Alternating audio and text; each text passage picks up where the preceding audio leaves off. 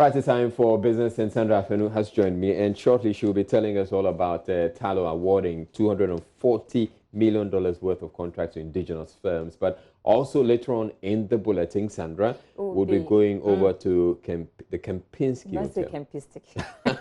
The Kempinski Hotel, where the Ghana Club 100 Awards is happening. You can see the stage all set now. We're expecting the event to start at 8 p.m. and so we'll be crossing over there. All right, Sandra, so you bring us the business news, Talo, and local content.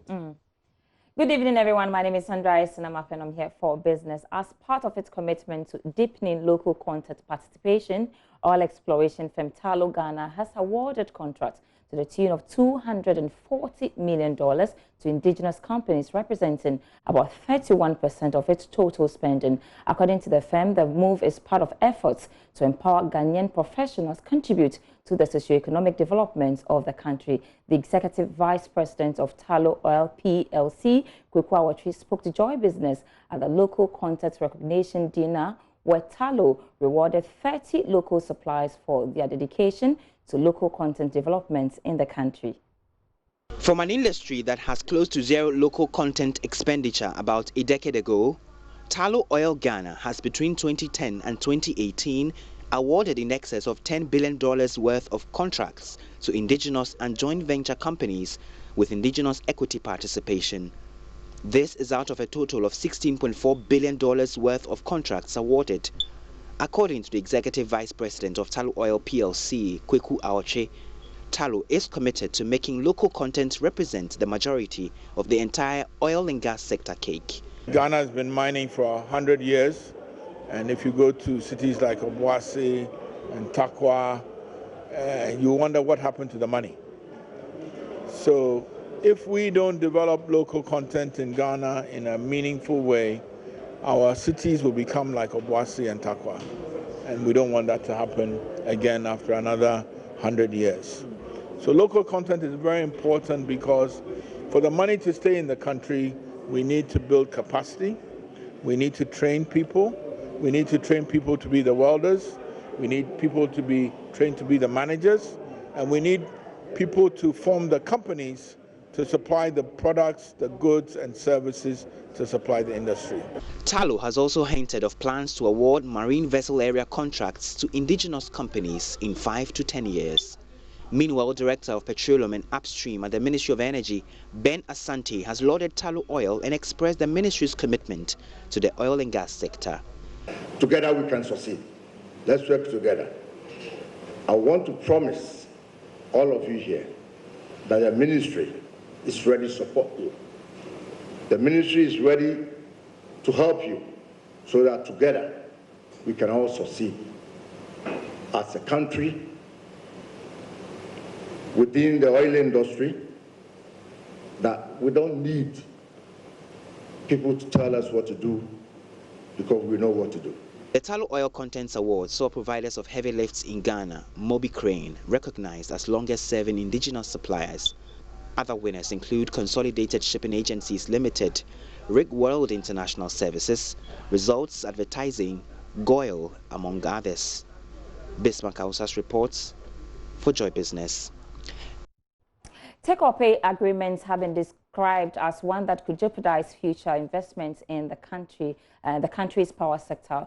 Following concerns about the agreement, the Finance Minister Ken Ofori-Atta in 2019 supplementary budget said government was going to renegotiate all take-or-pay power agreements and also move it to the oil and gas sector. So we've been talking to the I beg your pardon. However, we want to know whether this is likely to, how it's likely to play out in the oil and gas sector. I've been speaking to GNPC, and I pose a question to the managing director in charge of sustainability at GNPC, who is in the person of Dr. Banuaku. Well, you need to place in the context of what the circumstances were when these decisions are made. So, for instance, in the middle of any energy crisis, and especially, let's say, Dumso, you are in the middle of power cuts, and so you begin to think about how do I ramp up power production. That will come at at the cheapest cost. So you are thinking of, let's say, power generating plants that utilize, let's say, gas, which will probably be the cheapest input. Then how do we produce the gas? So you have an oil field which has the potential to also produce gas. But you can either probably increase oil production or use part of the resources to produce gas. So the company who is operating the field will say that, well, if you want me to produce more gas so that you can power your power plants, I might need an assurance that once I produce the gas, there's a demand for it. And what assurance can you give me? Except that whenever you produce, I'll take, because otherwise he cannot store it because of the peculiar nature of gas. So the take or pay agreement would have arisen out of your wish to ensure energy security in the future. But then over time, maybe alternative sources will come in. You might even have excess production of gas from other fields. Then all of a sudden, people start questioning, is this economically viable? Then you begin to see, oh, can we now look at the terms under which we signed that? As of now, what do you think is the right thing to do? Well, if you can negotiate and the other party will agree, why not? I mean, it's the best. It reduces your cost, because what is the use of taking gas that you don't have use for?